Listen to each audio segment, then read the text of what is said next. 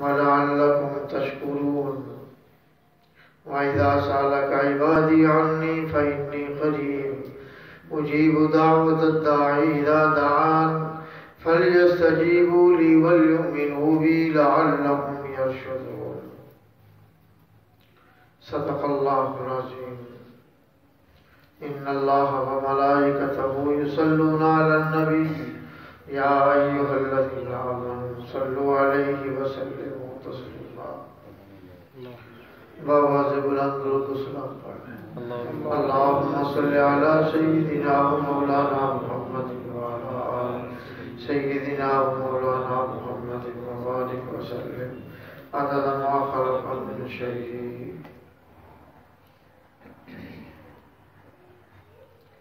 جزا الله عنا سيدنا محمدا صلى الله عليه وآله وسلم ما هو أهله. یا ایھا الذین آمنوا،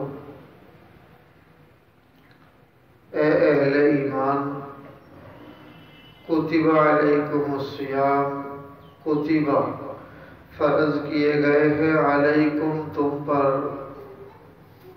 الصیام روزے، کما کتب علی الذین من قبلکم لعلکم تتقون، کما جیسے کہ کتب فرض کیے گئے، علی الذین ان لوگوں پر جو من قبلکم تم سے پہلے تھے، لعلکم تاکہ تم تتقون پرہیزگار بنو، ایام معدودات، ایام چند دن ہیں، معدودات گنتی کے، فمن کان منکم مریضا او علی سفر فعدۃ من ایام اخر، فمن پھر اگر کوئی کانا ہو منکم تم میں، مریضا بیمار، او علی سفر یا سفر میں، فعدۃ تو تعداد پوری کرے، من ایام اخر دوسرے دنوں میں، وعلی الذین اور ان لوگوں پر جو یطیقونہ طاقت رکھتے ہوں،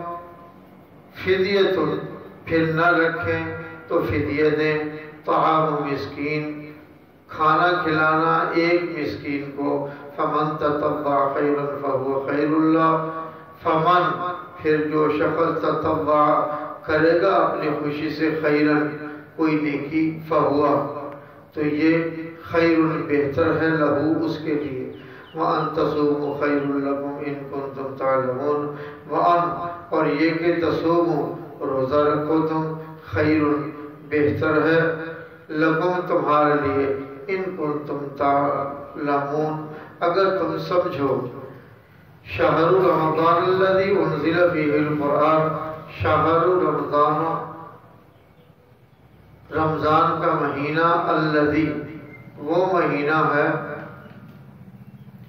الذی جس میں انزل نازل کیا ہے، فیہ جس میں القرآن قرآن کو، ھدی للناس انسانوں کے لیے ہدایت ہے، وبینات من الہدی والفرقان، وبینات اور اس میں روشن نشانیاں ہیں، من الہدی ہدایت کی، والفرقان حق و باطل سے جدا کرنے کی، فمن شہد منکم الشہر فلیصم، فمن سو جو کوئی شاہدہ پائے منکم تم میں سے، الشہر اس مہینے کو، فلیصم ہو تو لازم ہے اس پر کہ وہ روزے رکھے، فمن کان منکم مریضا او علی سفر فعدۃ من ایام اخر، ومن اور جو شخص کانا ہو مریضا بیمار، او علی سفر یا سفر میں، فعدۃ تو تعداد پوری کرے، من ایام اخر دوسرے دنوں میں، یرید اللہ بکم اليسر ولا یرید بکم العسر، یرید اللہ چاہتا ہے، اللہ تعالیٰ بکم تمہارے لیے، الیسر آسانی، ولا یرید اور نہیں چاہتا، بکم تمہارے لیے، العسر تنگی، وَلِتُكْمِلُوا الْعِدَّةَ وَلِتُكَبِّرُوا اللَّهَ عَلَى مَا هَدَاكُمْ وَلَعَلَّكُمْ تَشْكُرُونَ، وَلِتُكْمِلُوا اور اس لیے کہ پورا کر لو تم، العدۃ گنتی کو، وَلِتُكَبِّرُوا اللَّهَ اور اس اللہ کے لیے بڑائی بیان کرو، عَلَى مَا هَدَاكُمْ اس بات پر کہ اس نے تمہیں ہدایت کی نعمت عطا فرمائی، وَلَعَلَّكُمْ تَشْكُرُونَ وَلَعَلَّكُمْ، اور اس لیے بھی کہ تشکرون شکر گزار بنو تم۔ وَإِذَا سَأَلَكَ عِبَادِي عَنِّي فَإِنِّي قَرِيبٌ، وَإِذَا، اور جب سَأَلَكَ پوچھے تم سے اے محمد صلی اللہ علیہ وسلم، عبادی میرے بندے، عنی میرے بارے میں، فَإِنِّي قَرِيبٌ تو بے شک ہوں میں، قریب قریب، اجیب دعوت الداعی اذا دعان، اجیب جواب دیتا ہوں دعوت الداعی پکارنے والی کی پکار کا، اذا دعان جب پکارتا ہے وہ مجھے، فَلْيَسْتَجِيبُوا لِي، فَلْيَسْتَجِيبُوا تو چاہیے کہ وہ حکم مانے، لی میرا، وَلْيُؤْمِنُوا اور یقین رکھے، بی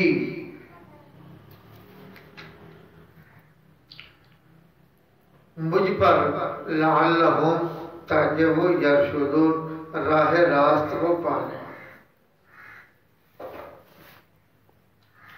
رمضان المبارک کا مہینہ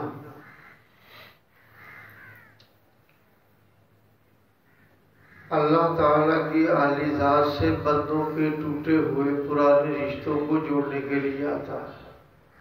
سبحان اللہ۔ اس مبارک مہینے میں جو ربط بندوں کی اللہ سے منقطع ہو جاتے ہیں یا کمزور ہو جاتے ہیں، تاکہ وہ ربط اللہ کے ساتھ اثر نو تازہ ہو جائے اور نئے ہو جائیں۔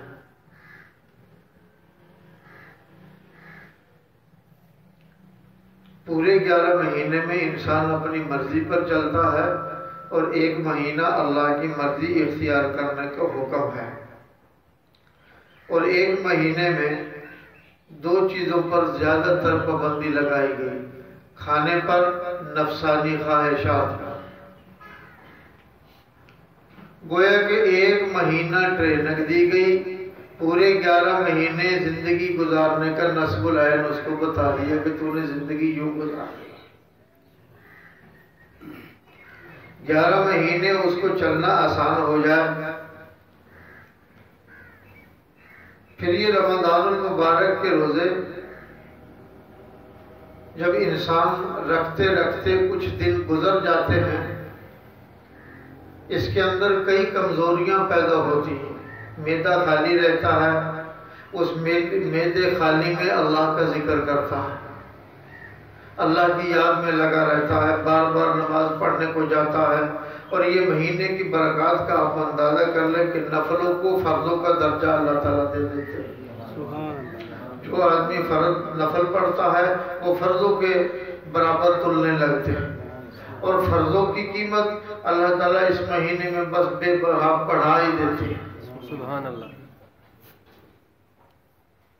تو انسان جب محنت کرتا ہے، جس اللہ کے لیے بھوکا مرتا ہے، زبان پر پابندی لگاتا ہے، دیکھنے پر پابندی لگاتا ہے، کھانے پر پابندی لگاتا ہے، گویا کہ لعلکم تتقون وہ پرہیزگار بن ہی جاتا ہے، یا پرہیزگاری اس میں پیدا ہو ہی جاتی ہے، یا پرہیزگاری کا شعور اس میں بیدار ہو جاتا ہے، جو منشا الہیہ ہے۔ پھر جب شعور بیدار ہو جاتا ہے تو اس کے ساتھ ہی اللہ تعالیٰ نے روزوں کے احکامات بیان کرنے کے بعد پھر رمضان المبارک کی برکات اور اس کی سعادت مندیاں بیان کرنے کے بعد پھر انسان کے لیے ایک بات اور ارشاد فرمائی کہ اللہ تعالیٰ تمہارے لیے آسانی چاہتے، دشواری نہیں چاہتے، تمہارے لیے آسانی اللہ نے کی ہے، تمہارے لیے دشواری نہیں کی۔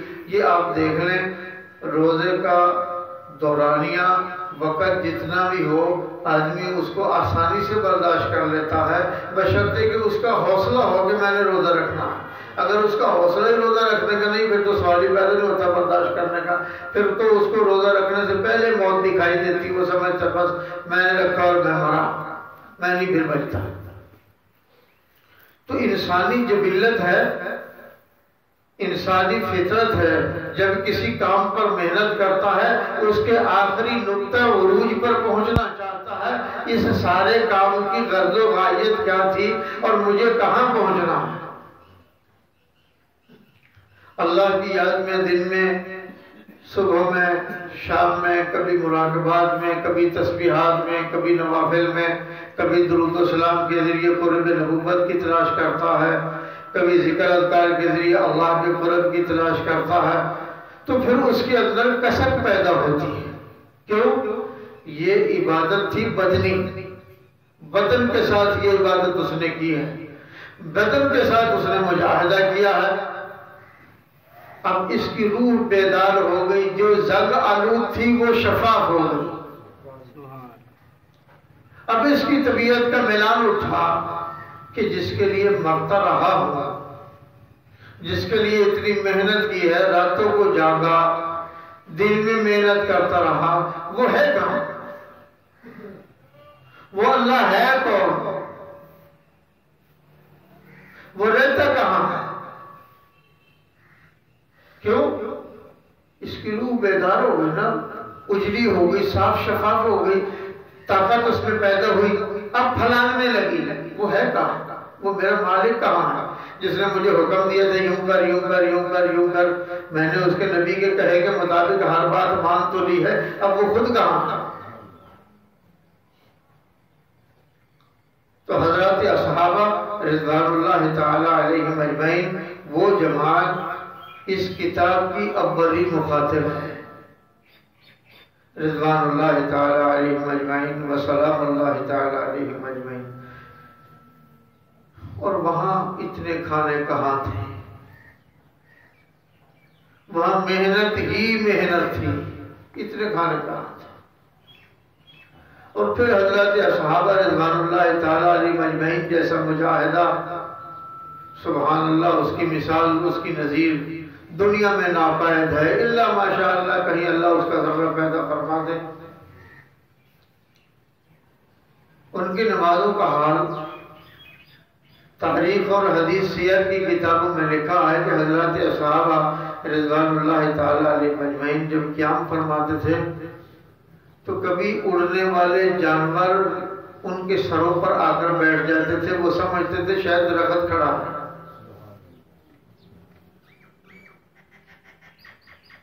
تو آپ اندازہ کر رہے ہیں وہ عبادت کا انہماک تھا کیسا.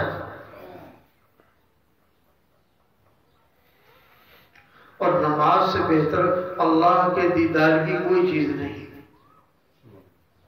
نماز ہی میں اللہ کا دیدار ہوتا ہے. وہاں کوئی شکل و صورت نظر نہیں آتی، انوارات و تجلیات کا مشاہدہ ہوتا ہے.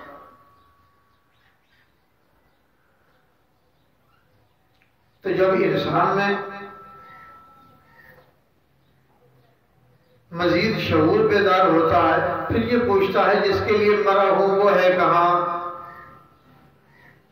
ظاہر ہے حضرات اصحابہ علیہم الرضوان نے پوچھا ہوگا یا رسول اللہ، جس اللہ کے لیے اتنی محنت کی، جس اللہ کے لیے 30 روزے رکھ رہے ہیں، وہ اللہ ہے کہاں؟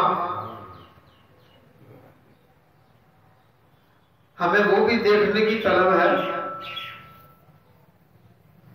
تو پروردگار نے ارشاد فرمایا میرے محبوب وَإِذَا سَأَلَكَ عِبَادِي، جب میرے بندے میرے بارے میں پوچھیں، عبادی میرے بندے، عنی میرے بارے میں، فَإِنِّي قریب، تو ان کو بتا دے کہ میں تو بالکل ان کے قریب ہی ہوں. اجیب دعوت الداع، اجیب جواب دیتا ہوں، دعوت الداع پکارنے والے کی پکار کا، اذا دعا جب وہ مجھے پکارتا ہے. معلوم ہوا اللہ تعالیٰ تو پھر بہت ہی قریب ہیں جو جواب دے رہے ہیں. لیکن شکل کی بات یہاں بھی نہیں فرمائی کہ شکل کیا دکھائی دیتی ہے.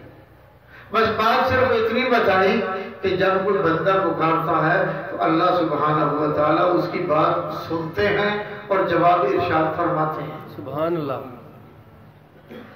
اس سے بڑی نماز پڑھنے والے کی، ذکر کرنے والے کی سعادت مندی کیا ہوگی، خوش قسمتی کیا ہوگی کہ اللہ تعالیٰ اپنے بندے کو پکار کا جواب دے رہے. ہاں میرے بندے کو کیا کہتا ہے، بتا مجھے کیا کہتا ہے، سنا مجھے کیا کہتا ہے، دکھا مجھے کیا دکھانا چاہتا ہے، تیرے دل کی کون سی بات ہے.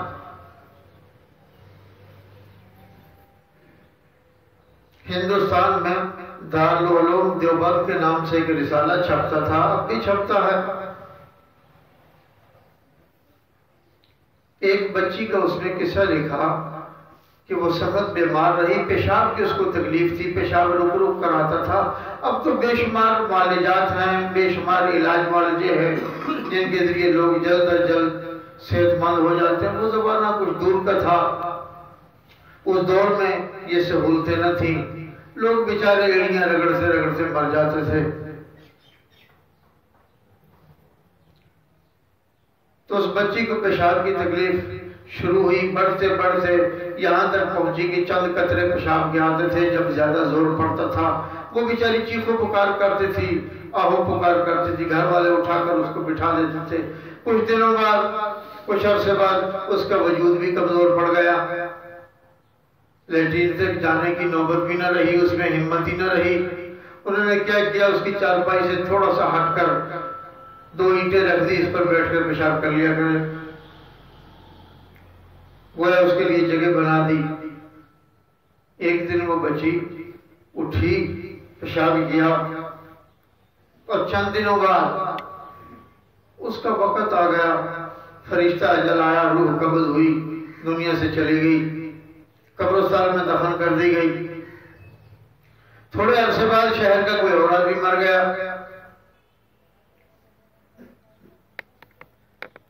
تو اس کو دفنانے کے لیے لے گئے، اس کی قبر کے ساتھ ہی متصل اس کو دفن کرنے لگے۔ تو اللہ کی قدرت کیا ہوئی کہ وہ قبر بغلی قبر تھی، وہ جس کو کہتے ہیں بیچ میں سوراخ سا کر کے ایک طرف میت کو رکھتے ہیں، اس کو بغلی قبر کہتے ہیں۔ تو وہ اس قبر کی من گر گئی، درمیان کی دیوار گر گئی۔ کیا دیکھتے ہیں کہ بچی پڑی ہے، اس کا منہ کھلا ہے اور ایک گلاب کا پھول لگا ہوا ہے، اس میں سے رس نچڑ رہا ہے، اس بچی کا منہ کھلا ہے، اس میں جا رہا ہے تھوڑا تھوڑا، ایک ایک قطرہ وقفے سے۔ بڑے حیران ہوئے وہ، غور کر جو قبر کھودنے والے تھے حیران ہوئے، کیا عجب ماجرا ہے، یہ جگہ کھانے پینے کی تو ہے نہیں۔ وہ جستا خبر پھیلتے پھیلتے پورے شہر میں پھیل گئی۔ تو دارالعلوم سے اس زمانے میں بڑے بڑے علماء تھے، وہ دیکھنے کے لیے آئے یہ ماجرا کہ ہے کیا۔ جب دیکھا ان کے آتے آتے کئی گھنٹے گزر گئے، وہ پھول تو مرجھا گیا، بچی کا منہ بھی بند ہو گیا، لیکن پھول تھا وہی، ضائع نہیں ہوا۔ انہوں نے کہا دیکھو آتے آتے یہ کیفیت علماء نے جب دیکھا، دیکھنے کے بعد فرمانے لگے بھائی بچی کا منہ ڈھک دو، یہ اللہ کی بندی اور اللہ کا تعلق ہے، اس کے معاملات میں بچی جوان ہے، اس کا منہ دیکھنا منع ہے، یہ سارے غیر محرم ہے، اس کا منہ بند کرو۔ علماء نے اعلان کیا کوئی آدمی ایسا ہے جس نے اس بچی کو دیکھا ہو اور اس کو پہچانتا ہو یہ کس کی ہے؟ ایک آدمی نے کہا میں جانتا ہوں یہ فلاں کی ہے۔ تو سارے علماء اس کے گھر چلے گئے، ان کے گھر والوں سے جا کر پوچھا یہ بچی کیا عبادت کرتی تھی؟ تو کہا جی کیا عبادت اس بیچاری نے کرتی تھی، یہ تو بیمار تھی، چلنے پھرنے سے بھی عاجز تھی، اس نے کیا عبادت کرنی تھی؟ انہوں نے کہا تاہم پھر بھی کوئی عبادت آپ نے دیکھی ہو، کوئی کی ہو، کوئی سنا ہو، کوئی ذکر کرتی ہو؟ اس نے کہا ہائے ہائے کرتی تھی، اللہ اللہ کرتی تھی، اور اس بیچاری نے کیا کرنا تھا۔ اور ایسے رات کے اندھیروں میں اللہ کو یوں پکارتے تھی، ساتھ والے محلے والے وہ بھی اٹھ کر بیٹھ جاتے تھے اس کی تکلیف پر کہ گویا اس کو اس وقت تکلیف ہے جو پکار جو کر رہی ہے۔ انہوں نے کہا موت سے پہلے کچھ تم نے دیکھا ہو؟ اس نے کہا موت سے چند دن پہلے ایک واقعہ یہ ہوا کہ جب عشاء کی اذان ہو رہی تھی اس سے پہلے اس بچی نے مطالبہ کیا میرا پیشاب آیا بس آیا بس آیا، ہم نے جلدی سے اٹھایا اور اس کو بٹھا دیا۔ تھوڑی دیر میں یہ خود ہی اٹھ کر کھڑی ہو گئی جبکہ کمزور تھی، پیچھے کو ہٹ گئی۔ ہم نے کہا پیشاب کر لیا؟ اس نے کہا نہیں۔ ہم نے کہا پھر پہلے تو تم نے شور مچا رکھا تھا، پیشاب آیا؟ اس نے کہا مدرسے میں سے اذان کی آواز آ رہی ہے، مدرسے میں سے اذان کی آواز آ رہی ہے، میں اس لیے کھڑی ہو گئی ہوں کہ چلو اللہ کا نام سن لو۔ بس علماء رونے لگے، فرمانے لگے باقی یہ اس اللہ کے نام ہی کی برکت ہو سکتی ہے، اور تو کوئی بات ایسی نیکی کی سمجھ میں نہیں آتی۔ خیال کرو کہ جو آدمی صرف آزان کے چند کلمات سننے کے لیے ان کے احترام میں کھڑا ہو جاتا ہے، اللہ کا فضل اس پر یوں برستا ہے کہ اس کی بخشش کے فیصلے بھی ہو جاتے ہیں اور اس کی قبر میں اس کو پلانے کا بندوبست بھی کر دیا جاتا ہے۔ گویا کہ پھول کی خوشبو بھی اس کے لیے ہے اور پھول کے اندر سے نکلنے والا عرق بھی اس کے لیے ہے۔ صرف اللہ کے نام کی قدردانی کا اندازہ کرو کہ اس بندی کی اللہ نے قدر دنیا میں کیسے کی، اور پھر راز بھی فاش کر دیا۔ راز راز نہ رہا، اگر وہ مٹی میں ہی رہتا، اللہ اور اس کی بندی کا معاملہ تھا، جب تک بھی ہوتا رہتا۔ وہ ہے کہ معلوم ہوا اللہ تعالیٰ نے اپنے بندوں کو بتا دیا جو میرے نام کی قدر کرتا ہے، پھر میں بھی اس کی عزت افزائی کرتا ہوں۔ اگر اللہ کے ایک نام کی قدر اتنی ہے، اگر بے پناہ قدر کرو گے پھر تمہارا کیا اور میرا کیا حال ہوگا؟ پھر یہ امت کس درجے پر فائز ہوگی کہ شان اور عزت و عظمت سے بٹھائی جائے گی۔ تو بندہ جب محنت کرتا ہے، روزے رکھتا ہے، راتوں کو اٹھ اٹھ کر بیٹھتا ہے، قرآن مجید سنتا ہے، اس کے دل میں کسک پیدا ہوتی، اللہ پھر کہاں ہے؟ اللہ کہاں ہے؟ طلب پیدا ہوئی۔ گویا کہ حضرات صحابہ رضوان اللہ تعالیٰ علیہم اجمعین میں یہ کسک پیدا ہوئی، یہ خواہش پیدا ہوئی، تو پروردگار نے اپنے محبوب پاک صاحب لولاک صلی اللہ علیہ وسلم پر وحی کا نزول فرمایا، وَإِذَا سَأَلَكَ عِبَادِي عَنِّي فَإِنِّي قَرِيبٌ، وَإِذَا، اور جب سَأَلَكَ سوال کرے عبادی میرے بندے، عنی میرے بارے میں، فَإِنِّي تو بے شک میں تو قریبی ہوں، اجیب دعوت الداع جواب دیتا ہوں، دعوت الداع پکارنے والے کی پکار کا، اذا دعا جب وہ مجھے پکارے، جب وہ مجھے بلائے میں اس کی پکار کا جواب دیتا ہوں۔ گویا کہ بندے اور اللہ کا اب تعلق قائم ہو گیا۔ سبحان اللہ۔ یہ روزے کا رکھنا، دن رات محنت کرنا بندے کا اور اللہ کا تعلق جوڑ دیتا ہے، لیکن یہ خود کا خود نہیں جڑتا، یہ جوڑنے سے جڑتا ہے۔ جب محنت کرتا ہے، مجاہدہ کرتا ہے، پھر اللہ تعالیٰ اس کے روابط کو جوڑ دیتے ہیں۔ اللہ سبحانہ و تعالیٰ میرا اور آپ کا اپنے ساتھ ربط جوڑ لے اور اپنے محبوب پاک صلی اللہ علیہ وسلم کی ذات گرامی کے ساتھ، حضرات اہل بیت و صحابہ، حضرات اولیاء کے ساتھ بھی اللہ تعالیٰ ہمارا ربط جوڑ دیں۔ اللہ کا ہونا، اللہ کا تعلق یہ اکابر کے ساتھ جڑتا ہے، از خود نہیں جڑتا۔ سبحان ربک رب العزت عما یصفون۔